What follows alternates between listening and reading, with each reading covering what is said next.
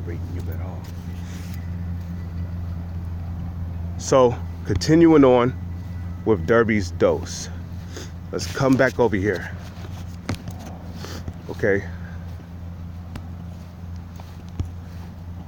So, another slave would defecate into the mouth of the miscreant being the offender, who would then be gagged for 4 to 5 hours.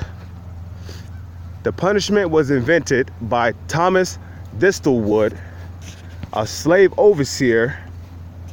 So Thomas Distelwood, that's the name of the slave owner who was responsible for coming up with this torture technique, okay?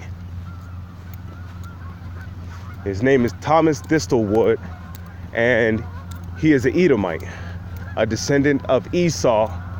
When you read a book when you read about the history of Jacob and Esau, you'll learn that Esau, he was the first man.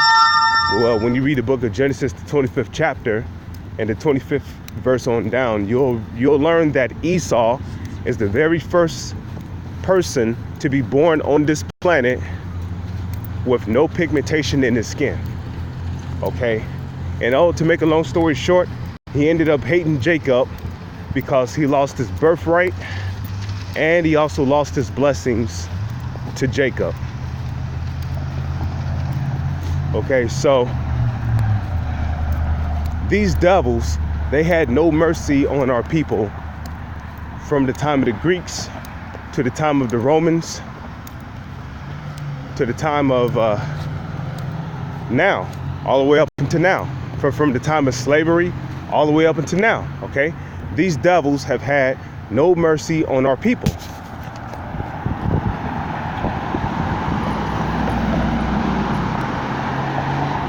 And this is why we despise any one of our people who wants to be friends with these Edomites.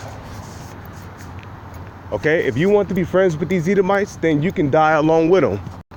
Okay? We don't give a fuck about you damn Uncle Tom Coons, okay? You're gonna perish right alongside this devil.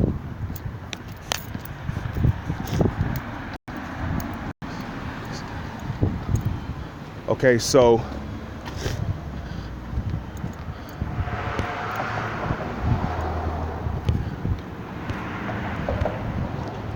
hold on a second. Let me just make it to where it fits in the screen. Okay, so that should be a little better. So it says the punishment was invented by Thomas Distelwood, a slave overseer, okay, and named for the slave, Derby. And I'm pretty sure Derby was not his name, okay? When you read the book of Deuteronomy, the 28th chapter, it tells you that thou shalt be a proverb and a byword amongst all nations, okay? The name that you was given, the name that was given to you at birth, that's not supposed to be your name, okay? According to the Holy Scriptures, we're supposed to have Hebrew names. Our names are supposed to be in Paleo-Hebrew. That is why, if you are just coming into the truth, you know, if you know, that's why when you first come into the truth, you know, you're given a Hebrew name. Because, in all honesty, truth be told, man, we're not supposed to have English names, okay? English was invented by the enemy, okay? The low-life scumbag bastard rats who rule the world today, okay? But I'm not saying, you know, put your Hebrew name down on your application, you know? Of course you put your English name down because we're in captivity. But now when you're dealing with the truth, you know, you have to go by your Hebrew name. So his name was not Derby, but of course Derby was a name given to him by his slave master, okay? His slave master named him Derby. Not his father, not his mother. His slave master named him Derby.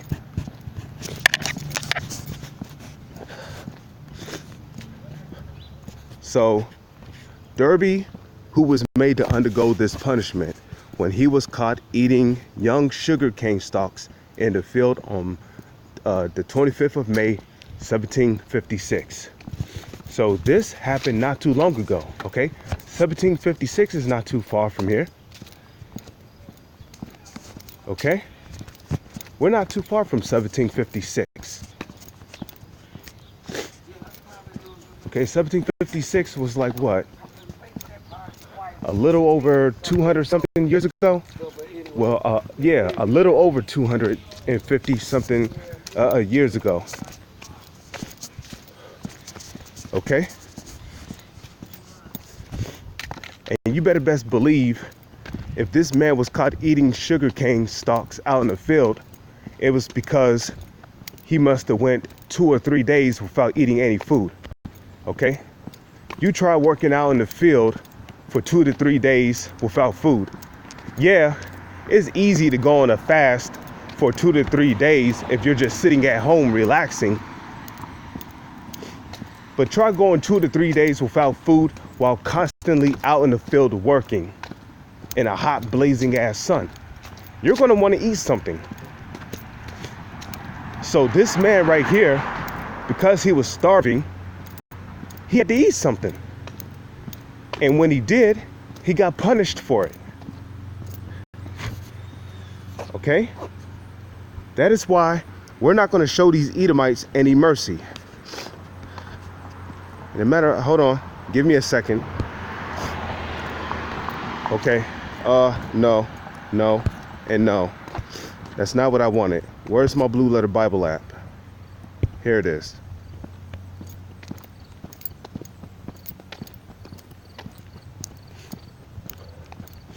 Okay. So anybody who's saying that Edomites can make it, you're off your fucking rocking chair. Okay? And if you don't repent from that doctrine, then you and your family is going to be destroyed. Now, just give me 1 second.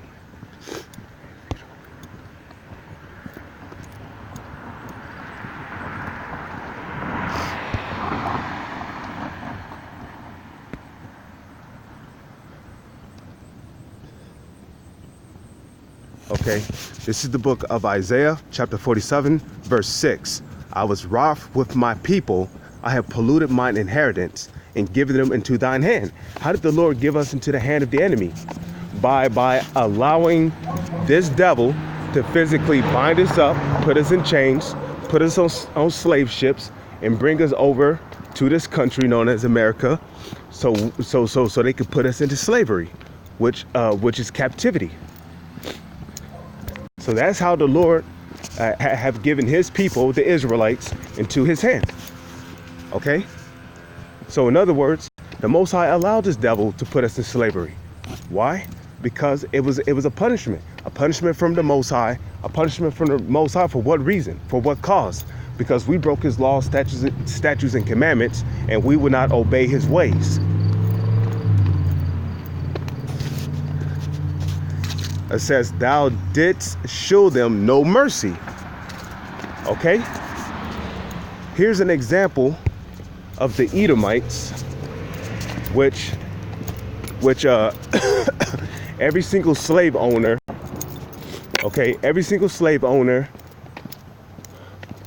okay, and a slave overseer that had a hand in whipping us, torturing us, brutally murdering us, the conquistadors, the Spaniards, the English, Dutch mercenaries, when they came over here to the so-called Americas when Gad was ruling the land, those are all Edomites.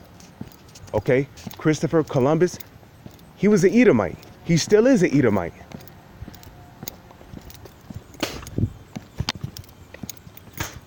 Okay, Amerigo Vespucci, an Edomite. Leonardo da Vinci, an Edomite. Okay, Nia Angelo, an Edomite. Michelangelo, an Edomite. Okay, these were all Edomites.